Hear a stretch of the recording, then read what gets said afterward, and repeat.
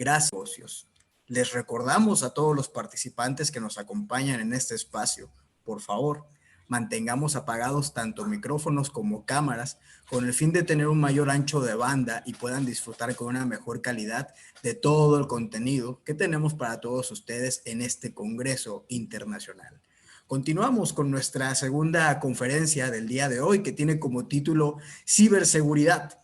¿Está a salvo tu negocio? Es impartido por el ingeniero Antonio Gil Moyano, que es de España. Él es tecnólogo y apasionado por la empresa de ciberseguridad.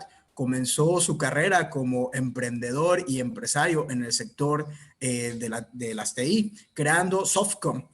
Hace 3 décadas, una compañía internacional española con presencia en Europa y LATAM.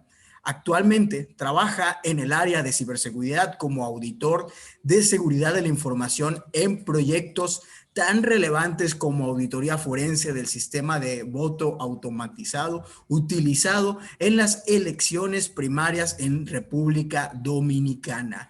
Es perito judicial tecnológico y presidente en APTAM, Asociación de Peritos Judiciales Tecnológicos de Andalucía, como CSE, Chief Security Envoy, en el Elevapans, y colabora en diferentes medios y congresos transmitiendo conocimientos y experiencia a través de la concienciación, y es mentor de seguridad y desarrollo de negocios en Andalucía Open Future. Gracias por estar aquí con nosotros, ingeniero Gil, y este espacio de 45 minutos es totalmente suyo. Muy contento de que esté aquí con nosotros. Adelante, ingeniero. Muchas gracias, buenos días en México y buenas tardes aquí desde España, desde Andalucía. Bueno, agradeceros en principio, bueno, primero espero que estéis todos bien, de salud, ¿no? Y que, bueno, que estemos sobrellevando, ¿no?, esta situación que nos ha tocado a todos de la mejor manera posible, ¿no? Y en segundo lugar, bueno, agradeceros, ¿no?, la invitación. Para mí es un placer, de verdad, colaborar en este tipo de congresos. Es algo que hago habitualmente, me encanta, me apasiona y sobre todo tengo tiempo, ¿no? Tengo tiempo porque tengo un equipo magnífico dentro de la empresa que me permite, pues, disponer, ¿no?, de ese espacio, de ese tiempo para dedicarlo a transmitir principalmente conocimiento y experiencias, ¿no?, alrededor de la ciberseguridad, ¿no? Gracias por la presentación también. Vamos, creo que no lo hubiese hecho mejor, de verdad. Y bueno, solamente quería dar unas pinceladas y el por qué, ¿no? Digamos, me he llegado a especializar en ciberseguridad y con un enfoque al negocio empresarial, ¿no? Como decía, bueno, llevo 30 años en el mundo de la empresa y del emprendimiento con mi empresa tecnológica, Softcom. Ahí siempre hemos tenido, ¿no?, mucha preocupación, obviamente, ¿no?, y hemos dedicado muchísimos recursos bueno, hacer de la ciberseguridad algo preventivo, ¿no? Y, bueno, intentando principalmente que, bueno, que los incidentes no lleguen, o que si llegan, afecten de la menor manera posible a nuestros clientes, ¿no? Pero, bueno, lamentablemente sabemos que el incidente llega, que la seguridad 100% no existe y que debemos de estar preparados para ello, ¿no? Entonces, ahí cuando entramos como peritos, ¿no?, para, digamos, haceros un esquema de por qué estoy aquí y bueno, haciendo ese análisis forense, buscando esas evidencias. Vamos a ver luego un caso que es bastante sencillo, bastante elemental, pero que, bueno, que todos vais a entender bien, porque no es nada técnico. Y bueno, ahí lamentablemente esos incidentes se producen y tenemos que acudir, como digo, ¿no?, como peritos, buscando esas evidencias, haciendo ese análisis de las mismas para buscar los orígenes y finalmente documentarlo en un informe y defenderlo en un juicio, ¿no? Básicamente ese es nuestro trabajo como peritos, ¿no? Y en cuanto al tema de mi conexión con el emprendimiento y con la empresa, a través de Eleven Path, de Andalucía Open Future, ¿no? Ahí, pues, ayudamos a las startups, ¿no? Principalmente es una aceleradora, es una iniciativa de Telefónica y Andalucía, o sea, la Junta de Andalucía, y, bueno, pues básicamente lo que ayudamos es a las startups a que se formen con un equipo de mentores especializados y a que básicamente cumplan su sueño, ¿no?, en el emprendimiento. Y con el Eleven Path como CSE, pues, bueno, hacemos esto, ¿no?, básicamente, y es concienciar, formar y participar en congresos, en charlas y en artículos, bueno, sobre todo para transmitir conocimiento y experiencia, como digo, ¿no? Bueno, por haceros una idea de lo que vamos a ver en la ponencia, vamos a hacer una breve introducción a la ciberseguridad. Me imagino que algunas de las cosas que a lo mejor voy a decir lo han dicho mis compañeros anteriormente. Voy a intentar no repetirme, voy a intentar ser original en algunos puntos, pero bueno, básicamente este va a ser el esquema. Vamos a hacer una breve introducción a la ciberseguridad, vamos a ver el análisis de la situación actual, un poco de diagnóstico de las amenazas, los tipos de amenazas y las consecuencias que tiene para el negocio, el retorno de la inversión de la seguridad de la información, que es un concepto que todavía es poco, o sea, se usa poco, es poco conocido, pero el ROI sí que lo conocemos en el mundo empresarial, el retorno de la inversión, ¿no? Pero el ROSI, el retorno de la inversión en seguridad de información, es algo que sí que debemos de conocer, sobre todo porque todo es cuantificable, ¿vale? Vamos a ver finalmente unas estrategias de cómo piensan, ¿no? Algunos estudios, ¿no? Que se debería de abordar, ¿no? La estrategia de la seguridad de la información en los negocios y unos consejos para teletrabajar más seguros y por último un caso de estafa del CEO real, ¿vale? De los que hemos tenido, que tenemos muchos, lamentablemente, ¿no? Bueno, entonces, para empezar, y como dentro de la definición de la seguridad de la información según la ISO 27001, algunos a lo mejor conocéis la ISO 9001 como calidad, seguro que sí, y la ISO 27001 es la ISO específica de la seguridad, que aborda la seguridad de la información, ¿no? Y la define como la preservación, ¿no? de estos tres aspectos, ¿no? Y siempre cumpliendo la legalidad que tenga cada país. ¿Vale? La nuestra en Europa, vosotros en Latinoamérica, en México conozco algo de lo que he leído y he podido leer estos días, pero que no conozco en profundidad. Me imagino que eso lo abordará alguien de legal, ¿no? Dentro de estas charlas y ponencias, ¿no? Entonces, realmente la seguridad de la información es preservar, ¿no? La confidencialidad, es decir, proteger la información, ¿no? De una divulgación malintencionada, ¿no? O no autorizada, la integridad, es decir, que la información no se vea alterada, o sea, se mantenga inalterable, y la disponibilidad es que, bueno, básicamente se garantice que esa información está disponible cuando se necesite, ¿no? Y veréis cómo a lo largo de la charla vamos a ver estos tres conceptos varias veces, ¿no?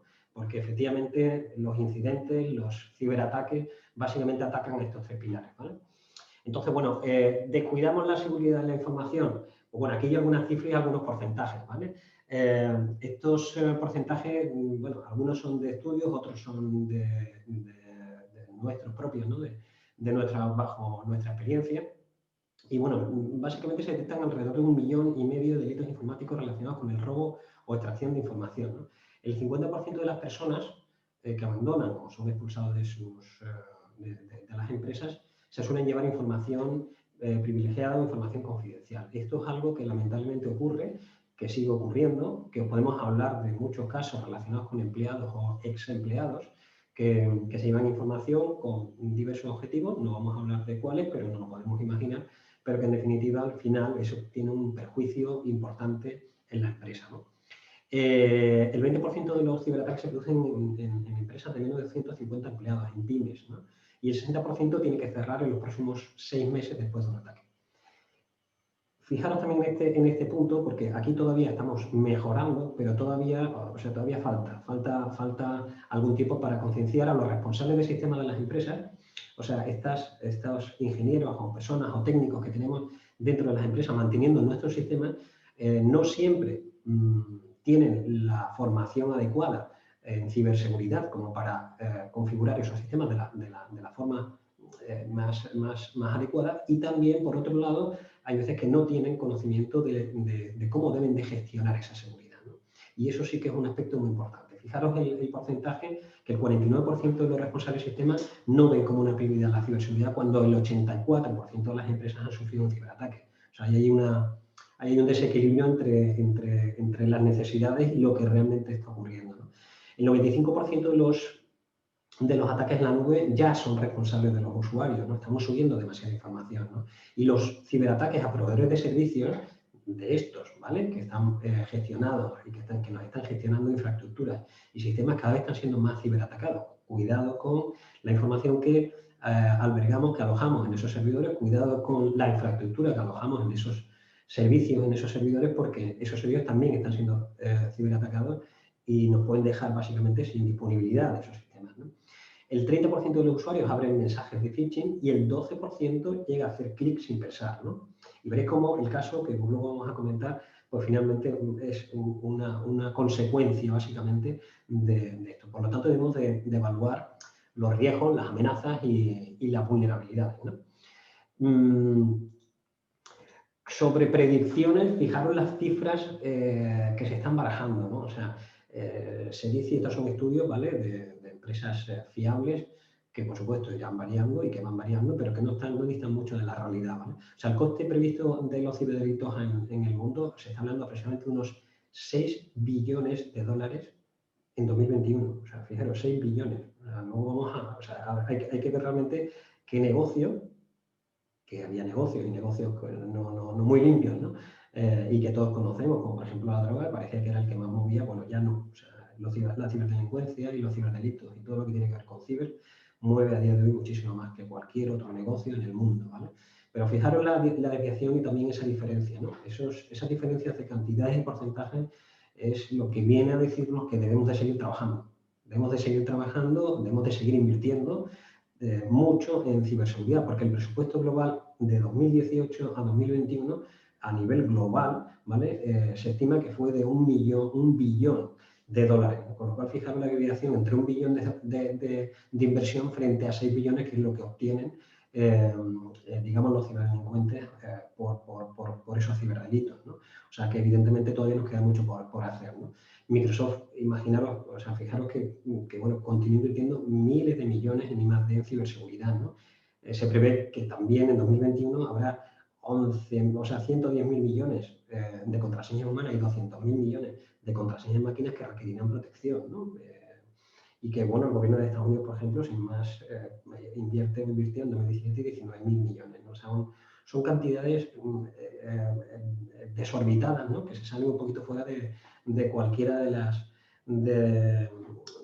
los conceptos o costes económicos o inversiones que tenemos o podemos tener en la cabeza de cualquier otro área, ¿no? Por lo tanto, o sea, se trata de la mayor transferencia de riqueza económica de la historia, ¿no? O sea, no estamos hablando de algo sin importancia, ¿vale? Tenemos que darle la importancia que tiene, ¿no?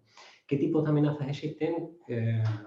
Actualmente, digamos un poco, por resumirlas, pues tenemos amenazas internas, que como digo y he comentado antes, provienen de empleados deshonestos, de imprudencias de seguridad por falta de formación de los mismos, que esas no siempre, evidentemente, una mala intencionalidad, simplemente que, bueno, que no se tiene conocimiento, ¿no? Y veremos cómo estos casos, ¿no? Y otros que conocemos y que están todas las semanas nos están abordando en los medios, pues veremos que realmente hay una falta de concienciación todavía en muchos empleados de la importancia que tiene esa información y la seguridad de esa información, ¿no?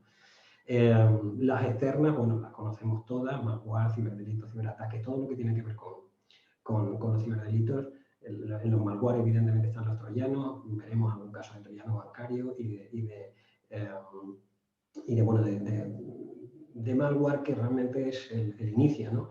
de un ciberataque, ¿no? Y externos e internos, bueno, básicamente nos referimos principalmente a gente que ha estado en la empresa, personas que han estado en la empresa y que luego se han ido, pero que siguen teniendo acceso, ¿no? Siguen teniendo acceso a la misma, ¿no? ¿Qué efectos tendría en el negocio, ¿vale?, este tipo de ciberataques o de ataques, ¿no?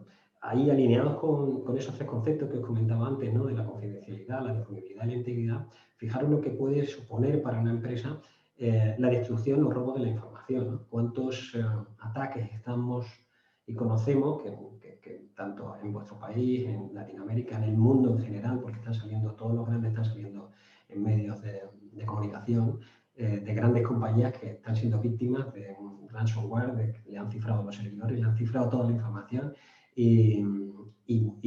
pero claro, antes el cifrado de la información iba referido exclusivamente a la disponibilidad, ¿no? Porque efectivamente esos sistemas quedan bloqueados. Es uno de los conceptos que es el que está en medio, ¿no? Anulación o bloqueo de los sistemas. Pero ¿qué pasa cuando esa información, que es lo que está ahora mismo, la tendencia que está viendo últimamente con el ransomware, es que la información, parte de la información confidencial, la están extrayendo.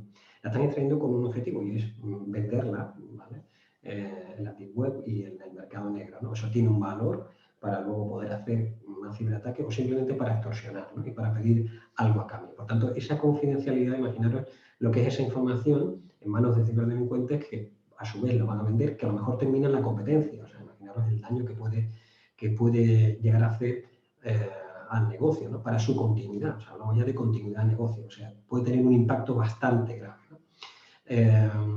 Como digo, la animación de los públicos de los sistemas y la disponibilidad, junto con las personas, la información es el pilar básico.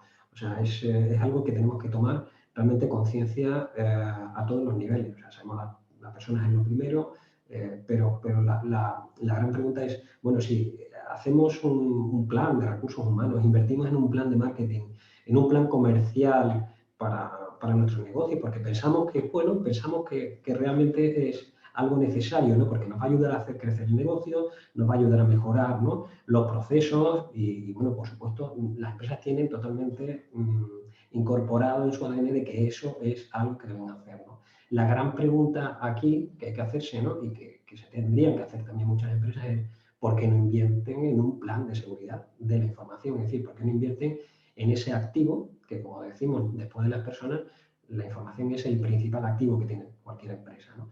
Y que esa información ni puede salir, o sea, debe ser confidencial, ni puede dejar de estar disponible porque afecta a la continuidad del negocio, ni debe ser alterada, ¿no? Porque efectivamente eso también podría cambiar la imagen y la reputación del negocio, ¿no? Bueno, ayer hice una búsqueda, sin más, ¿no? Como veis aquí, ¿no? Busqué ciberataques en México, ¿no? Bueno, me salieron aproximadamente, ahí lo tenéis, 91.100 resultados en 0,29 segundos. Bueno, había algunos, como veis ahí, que avisan sobre un ciberataque a la CNSF, el organismo ya reconoce un incidente, pero por lo visto, bueno, se publicó previamente en una red social, según dicen, en México, 10.000 millones de ciberataques al mes. Las pymes es mayor riesgo de sufrir un ciberataque, como defenderse, y los ciberataques crecen en un 84%. O sea, estas son las primeras noticias que aparecen cuando hacéis una búsqueda de ciberataques en México, ¿no? No dista, sinceramente, nada o muy poco, ¿vale? Salvando que las empresas son otras, los medios son otras, de la búsqueda que podemos hacer aquí en España. O sea, estamos todos dentro del mismo, en la misma dinámica, ¿no? Las empresas, las pequeñas empresas están muy afectadas, hay grandes empresas, grandes corporaciones como CNSF que ha sido afectada y bueno, esto es algo que todos los días aparecen en los medios, ¿no? Y bueno, y otra noticia que vino, que incrementan 72% los ciberataques tras la pandemia, ¿no? O sea, ¿qué es lo que está pasando en esta situación tan especial que tenemos? Que nos está afectando a todos, que efectivamente, y como ha comentado mi compañero anteriormente, ¿no? Bueno, habla de la ciberseguridad, habla de la tecnología y habla de las personas, ¿no? Y de ese tratamiento, ¿no? Por parte de las personas, de la información y de los dispositivos, ¿no? Tenemos que, sin duda, esas personas son el principal vector de ataque y por tanto tenemos que formarlas y tienen que ser conscientes de la importancia que tiene esa información, ¿no? Entonces, bueno, lamentablemente esta situación nos ha llevado a trabajar, a teletrabajar, a trabajar desde nuestras casas, a trabajar desde nuestras casas con dispositivos, algunos dispositivos que no son ni siquiera de la empresa, que no son activos que estén controlados por la empresa, que no tienen las medidas de seguridad que deberían de tener, como también tienen que tener los activos de la empresa, que a lo mejor están compartidos con otras personas dentro de la casa, que igualmente están compartiendo a lo mejor una wifi que tampoco está protegida. O sea, ahora luego veremos algunos consejos, ¿no? Sobre teletrabajo que vamos a dejar ahí, ¿no? Pero que en definitiva es una oportunidad para estos ciberdelincuentes para atacar más fácilmente. O sea, es una vulnerabilidad clara, es una puerta abierta. El usuario no tiene conciencia, no tiene formación y además no tiene los dispositivos para protegidos lo suficientemente como para abordar, digamos, una situación de estas características, ¿no? Bueno, sobre legalidad no voy a hablar nada porque digo, entiendo que se habrá abordado en alguna otra charla, pero sé que, bueno, que México tiene su ley de protección de datos de 2010, tiene también su reglamento y sé que se están haciendo cambios y igualmente a lo mejor se adoptan algunas medidas que puedan ser comunes al reglamento europeo, ¿no? El RGPD de España o nacional, pero sí quería dejaros algunos puntos que me parecen importantes al margen de donde del país, ¿no? En el que se esté tratando, ¿no? Porque realmente son medidas que se deberían de abordar, ¿vale? Son medidas que a todos los efectos en cualquier país deberían de recomendarse, ¿vale? Entonces, bueno, yo por eso las pongo aquí. No estoy entrando en temas, como digo, legales. Hablo de temas, cuestiones técnicas, cuestiones de gestión de la seguridad. Y bueno, la RGPD habla de que, bueno, de que se deberían implantar, ¿no? Medidas en los sistemas para el cifrado y el doble factor de autenticación, ¿no? Esto siempre hablando de la protección de datos, ¿no? Se habla de que se deben de comunicar las brechas de seguridad y extraer toda esa información constantemente para saber exactamente cuál es el origen de ese ciberataque. En esa noticia que os he mostrado antes, bueno, analizándola un poquito, no parece que hubiera una obligación, si hay alguien dentro del legal aquí que me lo pueda decir después, pues me encantaría porque con eso aprendería también cómo funciona vuestro reglamento, ¿no? Vuestra ley de protección de datos, ¿no? Pero me dio la impresión de que no había una obligación, ¿vale?, legal de comunicar la brecha de seguridad en tiempo y forma, ¿vale?, con un tiempo concreto. Aquí en España eso desde que tenemos el reglamento es obligatorio, ¿vale? Y si no hay sanciones, ni sanciones millonarias. O sea, nosotros hemos tenido casos de empresas que, bueno, han sufrido un ciberataque, que la base de datos de sus 200.000 usuarios estaba ya expuesta y a la venta, ¿no?, en el mercado negro, y hemos necesitado, solamente hemos tenido, ¿no?, 72 horas para hacer una investigación, una auditoría forense, o sea, una auditoría forense, haciendo un pentest también de la aplicación y de la infraestructura para saber exactamente dónde estaba esa vulnerabilidad, dónde estaba ese agujero por donde entraron los ciberdelincuentes y extrajeron esa base de datos. Ese trabajo nosotros lo hemos tenido que hacer en cuestión de 48 horas, ¿vale? ¿Para qué? Para comunicarlo, como digo, formalmente a la Agencia de Protección de Datos.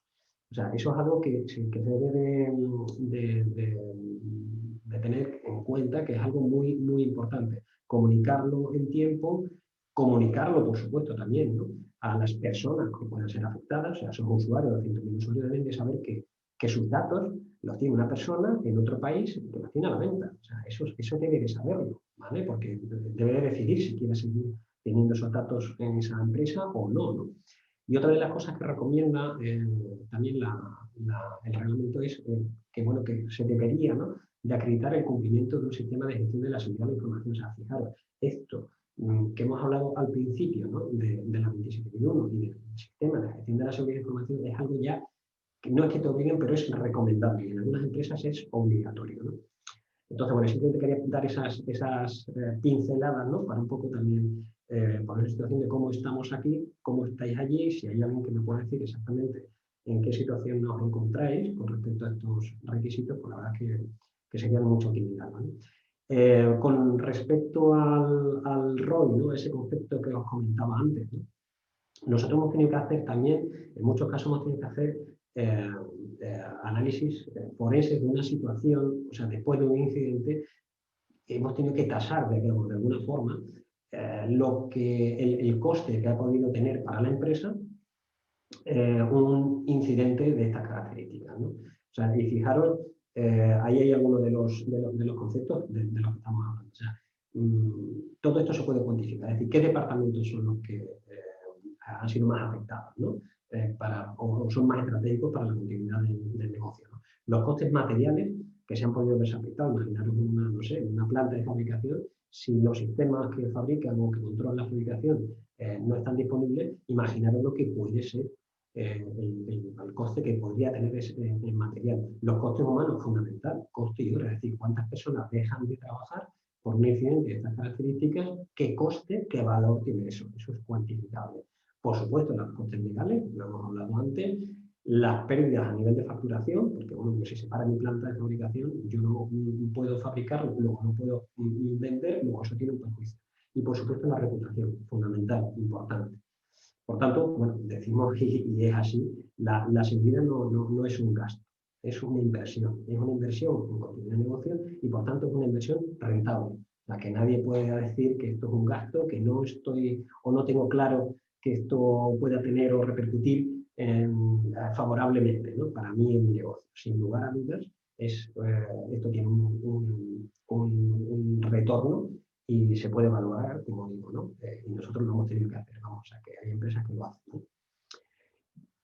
Digamos, en este esquema se puede ver un poquito en qué consiste, ¿no? ese sistema de gestión de la seguridad de información. O sea, eso que vemos y hemos dicho ya anteriormente en 2 ocasiones que es necesario, que todas las empresas, dependiendo del tamaño, no tienen por qué tener una estructura ni tienen por qué certificarse la 27001. No estamos hablando de eso. Estamos hablando de que ya hay, si no, la norma o la guía de buenas prácticas, la 26002, que da una serie de recomendaciones. Eso es de libre uso. No hace falta, verás, hacer ninguna inversión.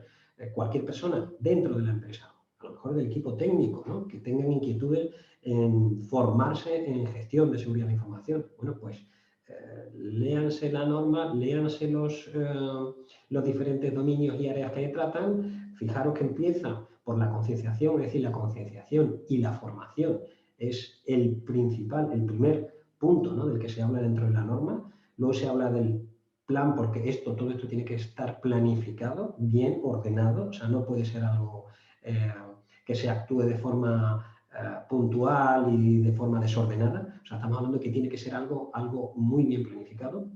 La gestión de los activos. Sin lugar a dudas tenemos que saber qué activos son más importantes dentro de la empresa, más críticos, más sensibles, y por tanto aplicarles a esos activos pues, una medida de seguridad un poco más estricta, ¿no? Que para otros, ¿no? Las personas, lo hemos hablado, fundamental, la base, ¿vale?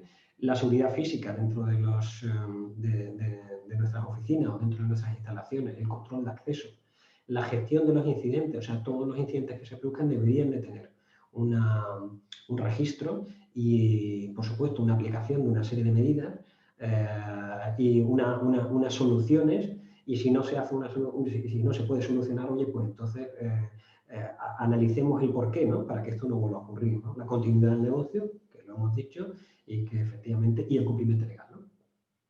Y hay 2 documentos ahí, al hilo de lo que comentamos al principio, ¿no? Con respecto a los empleados y a las personas que trabajan dentro de nuestras empresas, que son 2 documentos que deberíais de tener como empresas, emprendedores, con vuestros empleados, ¿no? El acuerdo de confidencialidad seguro que es algo que os tenéis o seguro que conocéis, ¿no?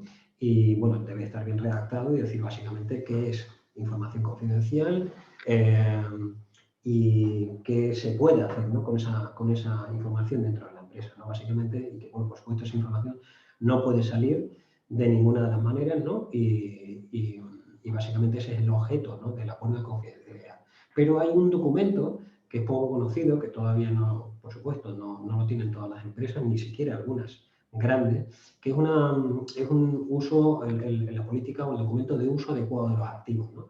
Fijaros, este documento lo que viene a decir básicamente es que la información, al igual que todos los activos que la empresa pone a disposición del empleado, el portátil, el móvil, la cuenta de correo también de la empresa, la corporativa, la información que manejo para realizar mi trabajo, todo eso son activos de la empresa, ¿vale? Entonces, básicamente lo que viene a decir ese documento es concienciar al empleado, formarlo previamente, ¿vale? Sobre ciberseguridad, sobre la seguridad de la información y sobre la importancia que tiene para la empresa, ¿no? El salvaguardar esos activos.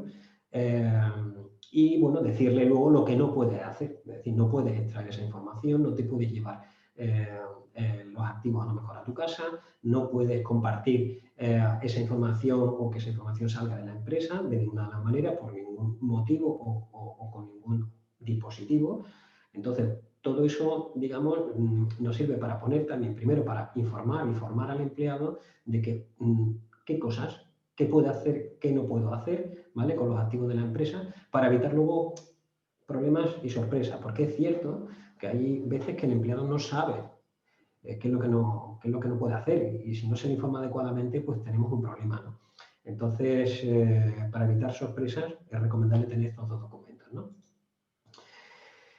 Esta slide, que es de Gartner, habla de las 5 áreas claves para abordar con éxito la ciberseguridad dentro del negocio digital, ¿no?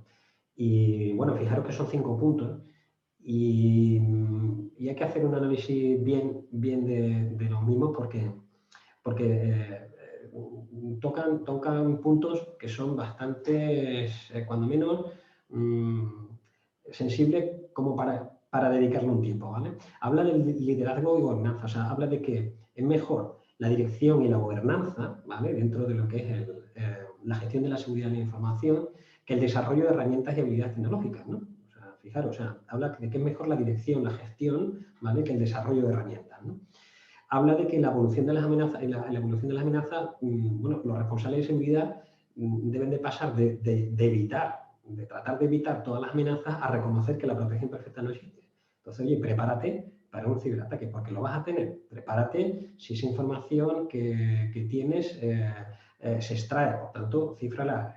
Si tiene que estar siempre disponible, pues entonces ten una copia de seguridad y ten tu infraestructura en otro emplazamiento y siempre disponible. Todo eso básicamente es lo que viene a decir, ¿no? El punto 2 de evolución de las amenazas, ¿no?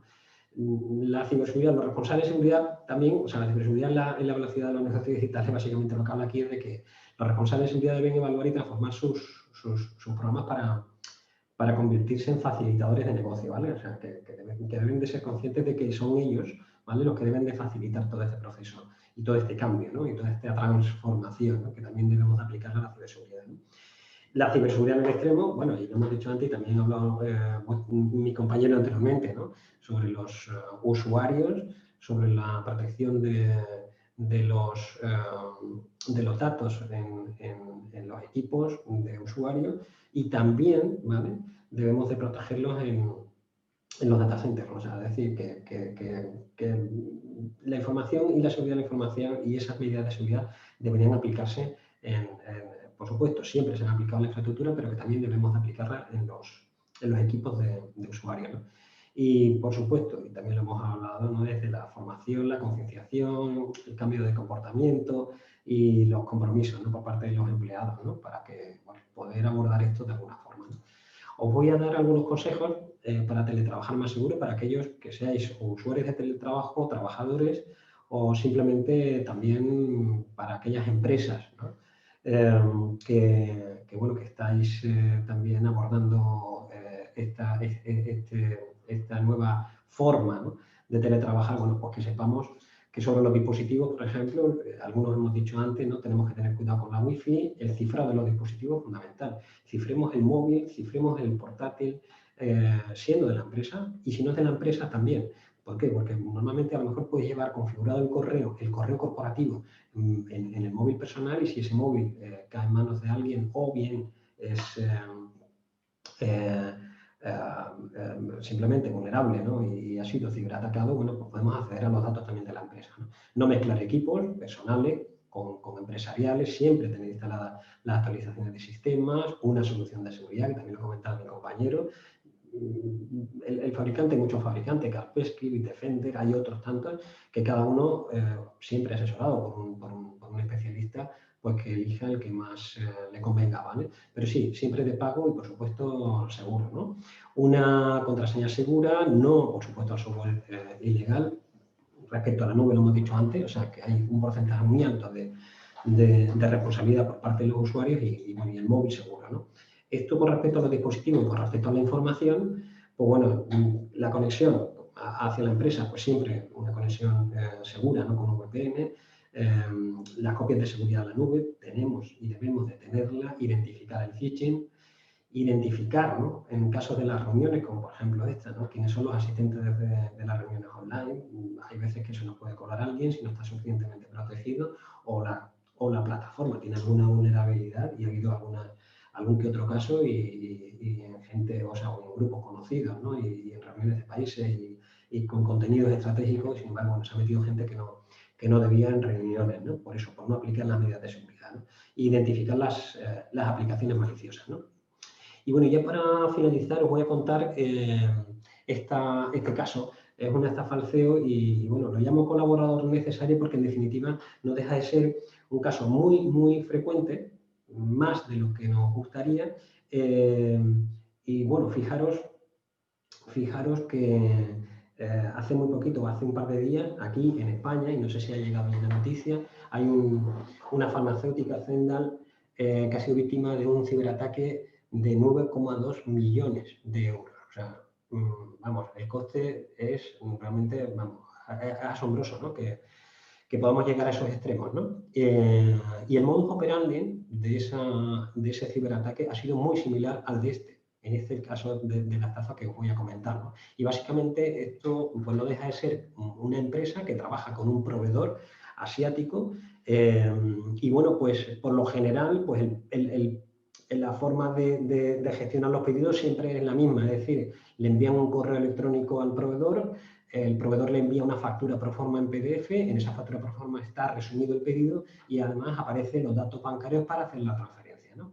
Bueno, pues hasta ahí todo normal, es la forma de proceder y ya está, ¿no? Este correo que veis aquí, pues como veis tiene un PDF en perfecto inglés porque ese es el correo original, este correo es el original, con la firma de la persona de esta empresa asiática y bueno, pues simplemente le envía un correo. ¿Qué ocurre después? Bueno, pues que el proveedor ha sido víctima, ¿vale? De una suplantación de identidad, es decir, su correo lo ha leído un ciberdelincuente, entonces el delincuente dice, bueno, a ver, aquí hay una empresa española que está haciendo un pedido. Todavía no he hecho la transferencia porque me consta, con lo cual voy a empezar con mi trabajo. ¿Qué es lo que hace?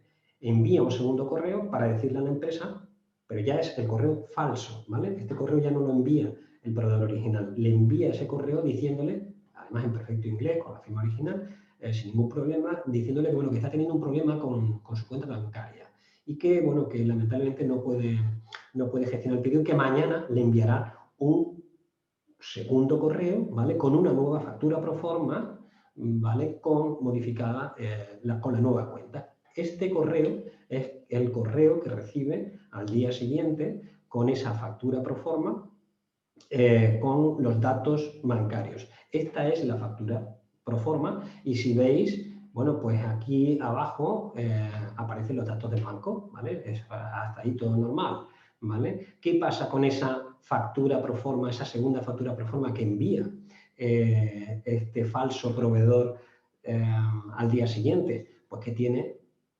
cambiado, si os fijáis, es la misma factura pro forma, exactamente la misma. Lo que ha hecho el ciberdelincuente es que ha editado esa factura pro forma en PDF y ha cambiado los datos del banco. Como veis, el dato del banco es otra cuenta, otro banco, ¿vale?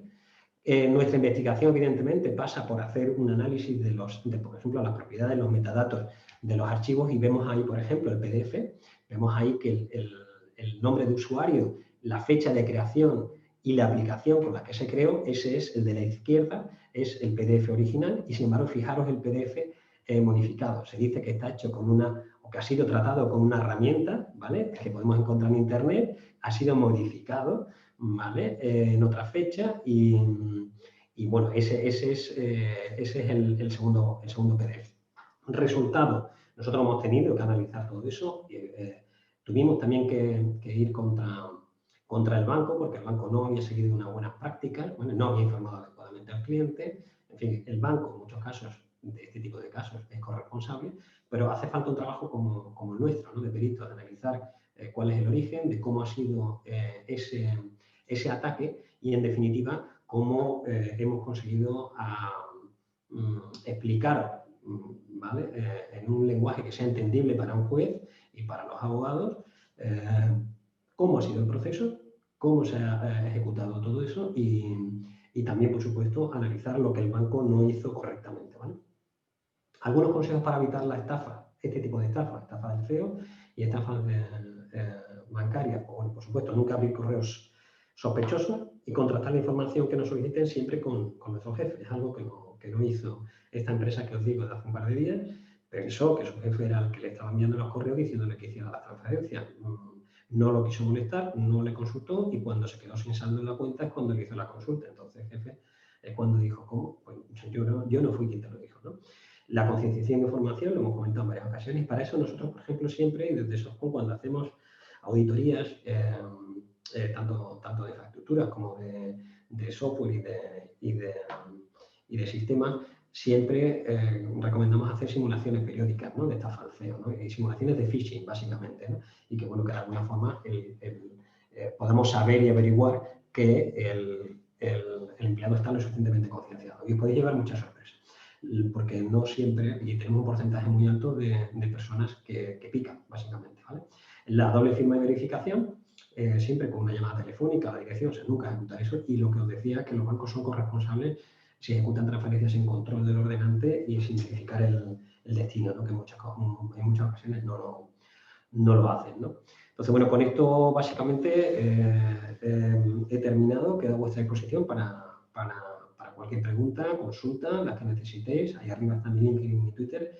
Y desde luego, bueno, lo he dicho, un placer estar aquí hoy con vosotros y muchas gracias por invitarme.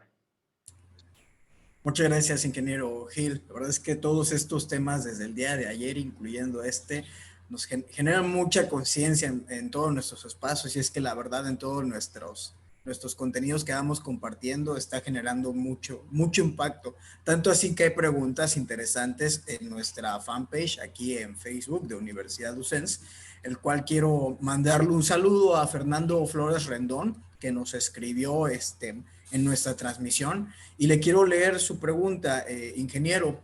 En una mediana empresa de 200 empleados y más de 100 computadoras y 20 servidores, aparte de la seguridad a través de antivirus en las estaciones de trabajo y servidores, ¿qué dispositivos recomienda en la red para lograr una buena seguridad y qué marca o modelos nos podría recomendar? Muchas gracias. Gracias. A ver, sobre eso que pregunta, gracias por la pregunta, porque es fundamental. En empresas pequeñas, empresas en pymes, aquí en España, no sé el caso de México, pero en España la mayor parte de las empresas tienen un porcentaje altísimo de pequeñas, de pymes, de pequeñas empresas, ¿no? Y están siendo víctimas. No quiero contar más casos porque son muchos los que hay, pero empresas pequeñas que están siendo afectadas por ciberataques y algunos de ellos muy importantes para el tamaño de la empresa, ¿vale? Entonces, en esas empresas lo que nosotros notamos, ¿vale? Efectivamente es que, bueno, como mínimo deben de tener un antivirus o una solución de seguridad. A mí la palabra ya o el término antivirus es que me parece que queda demasiado corto, ¿no?, para los tipos de ataques que estamos recibiendo, ¿no? Hay soluciones de seguridad que no son solamente antivirus, son anti-malware, anti-spam, detectan también el correo que nos entra para evitar ese phishing.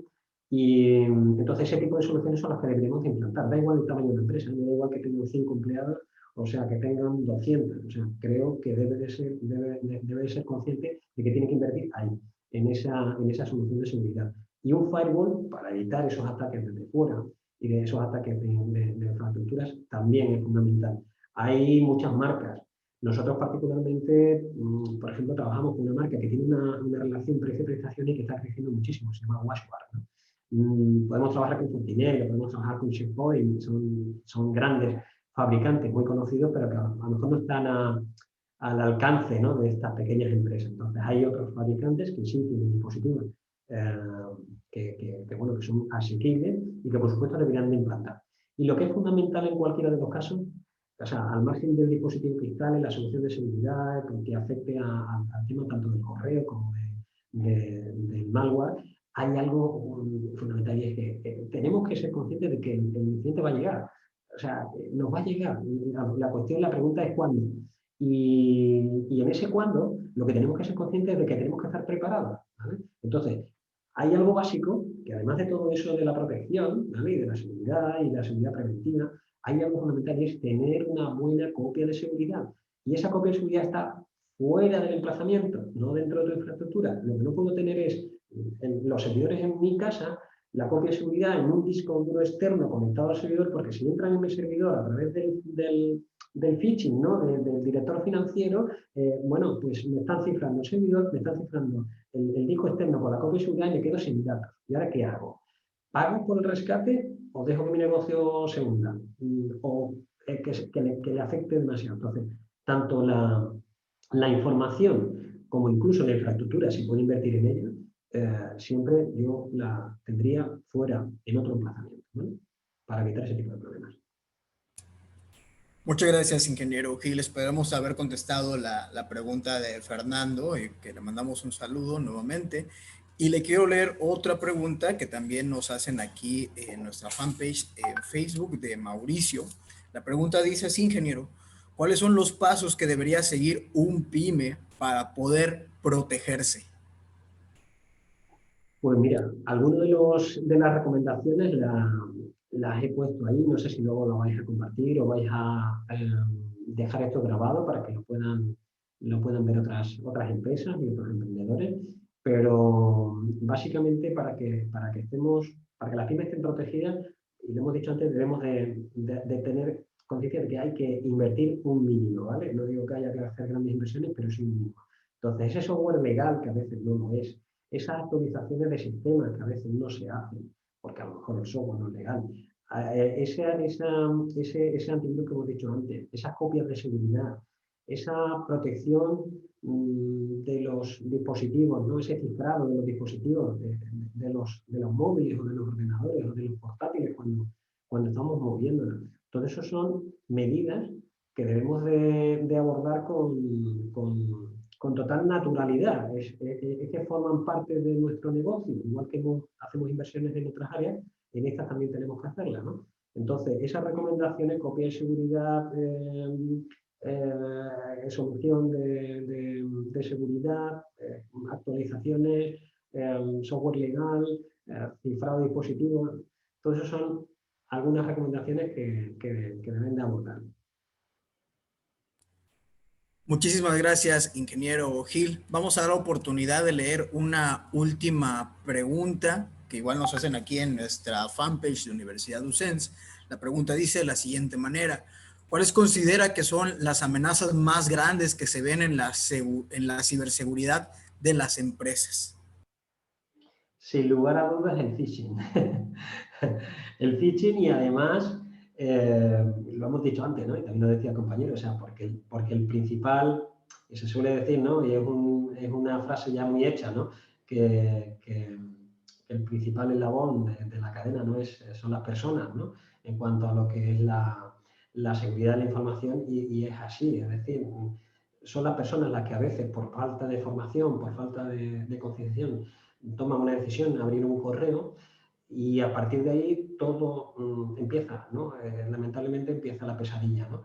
Entonces, el phishing, o sea, la apertura de un correo indebido, no deseado, que además, por lo general, oye, pues hay que analizarlo bien. A ver, tú esperas ese correo, ¿de quién es? ¿Realmente esa persona la conoce? Mira la redacción de ese correo, a ver si el texto está bien redactado, ¿no? Si la firma tiene algún sentido, mira si hay un hilo de correos y si todo esto tiene una correlación. Analiza también de dónde viene.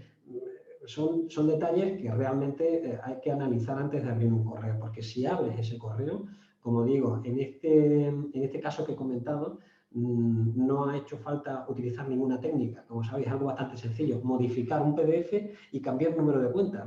O sea, algo más sencillo que eso no hay. Pero puedo contar otros casos, y estamos ahora mismo investigando, ¿no? Como peritos, unos casos de estafa también bancaria, de cantidades que no la puedo ni decir, en empresas que no son grandes y que les han hecho, y que el impacto es muy, muy importante, ¿vale? Impacto económico. Y, por supuesto, después impacto reputacional, porque ya han salido hasta en la prensa, ¿vale? Entonces, imaginaros lo que eso puede suponer para una marca. Y estas empresas, bueno, todo empieza efectivamente por un phishing, por un correo que abro. A partir de ahí se me instala un troyano en el ordenador. Ese troyano es un troyano específico para entidades bancarias, que lo que hace es suplantar, ¿vale?, las entidades bancarias. De manera que cuando yo entro en mi banco, cuando yo creo que entro en mi banco y meto la dirección del banco, realmente no estoy entrando en mi banco real, ¿vale? Estoy entrando en una falsa página. Y a partir de ahí, fijaros lo fácil que es hacerle creer al usuario, si está entrando en una falsa página, como es el caso este que os comento, en el que ese troyano ya ha instalado un keylogger. Ese keylogger ha detectado las pulsaciones que yo he hecho dentro de mi teclado, con lo cual el ciberdelincuente ya tiene mi usuario y mi contraseña. Ya ha podido entrar en el banco, ya ha podido ver mis movimientos, ya ha podido ver si tengo dinero y cuándo y cuánto le voy a estafar. O sea, ese dato ya lo tiene el ciberdelincuente, ¿vale? Pero lo que no puede es realizar la transferencia. ¿Qué es lo que hace? Pues hacerle creer al usuario, ¿vale? En esa falsa página que tiene que hacer una comprobación, le pide la firma, el código, digamos, para confirmar la transferencia y el usuario le facilita ese código pensando que es el banco el que se lo está pidiendo. Y es el ciberdelincuente el que le está pidiendo ese dato para confirmar la transferencia. O sea, fijaros, algo que parece, no sé, un poco fácil, es complejo por parte de los ciberdelincuentes hacerlo, pero el usuario, si os dais cuenta, es la principal vulnerabilidad. O sea, hacerle creer al usuario que está en el sitio correcto y haciendo lo correcto. Y ya está. Y ahora le da las claves y el otro, el que está en otro lado, que es el ciberdelincuente, firma la transferencia y se está llevando el dinero. Así de sencillo. El phishing es el que principal método de ataque. Qué interesante, ingeniero Gil. Muchas gracias por responder a la pregunta de este usuario y todavía nos da tiempo de responder otra pregunta que nos escribe Adolfo Cotos en nuestra fanpage. Le mandamos un saludo. La pregunta dice, ¿cuáles serían las mejores prácticas para implementar un sistema de seguridad de información en entidades gubernamentales? Bien, en entidades gubernamentales, aquí en España, no sé, desconozco en México cómo está en ese sentido. Si hay alguien que puede aportar algo, pues me encantaría, como digo, porque me gusta aprender y que me cuenten, ¿no?, cómo funciona en otros países. Aquí en España os digo que existe lo que se llama el NS, Esquema Nacional de Seguridad, ¿vale? Es decir, es un sistema diseñado por el propio Estado, muy parecido, muy similar a la 27001, es decir, que la 27001 es la base, ¿no? Porque es algo que lleva ya diseñado mucho tiempo, que ya desde 2005 está en vigor y ha sufrido ya algunas que otras revisiones. Eso está creado y diseñado por grandes expertos a nivel mundial y todo está ahí, es decir, todo está escrito ahí, ¿no? Ahí están los diferentes dominios, los controles, las políticas. Tú dices, ahora, eso tan grande, eso que parece, puede ser grande para empresas grandes, también puede ser para empresas pequeñitas quedándonos con lo que necesitamos y, por supuesto, también para la administración, es decir, para los entes gubernamentales. No sé si en México existe algún sistema específico propio de la administración, que aunque se base en la 27001 o en cualquier otra, pero que si no me imagino que será la 27001 la que implantarán. Muchísimas gracias por la respuesta, ingeniero Gil. Nuevamente agradezco todo el conocimiento y contenido que nos ha compartido en este espacio, que nuevamente ha sido de gran conciencia para todos nuestros espacios donde compartimos contenidos y para toda nuestra audiencia. Muchísimas gracias por haber participado en este congreso y vamos a pasar a la siguiente conferencia de nombre Ingeniería Social, tu información vale, que es por el ingeniero Armando Flores Ábalos, que es de México. Los tendremos un momento a todos en sala de espera, aproximadamente unos 6 minutos, y continuaremos con la ponencia del ingeniero. No se despeguen de este canal de Zoom.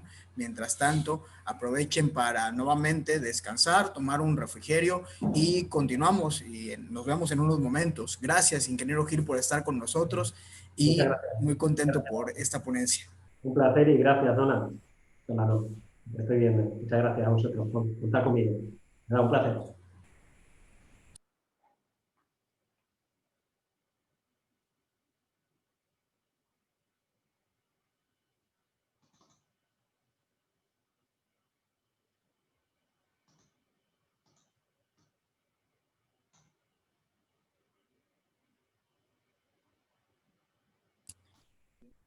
Hola, ¿qué tal? Buenas tardes, ingeniero Diego. ¿Lo tenemos por ahí?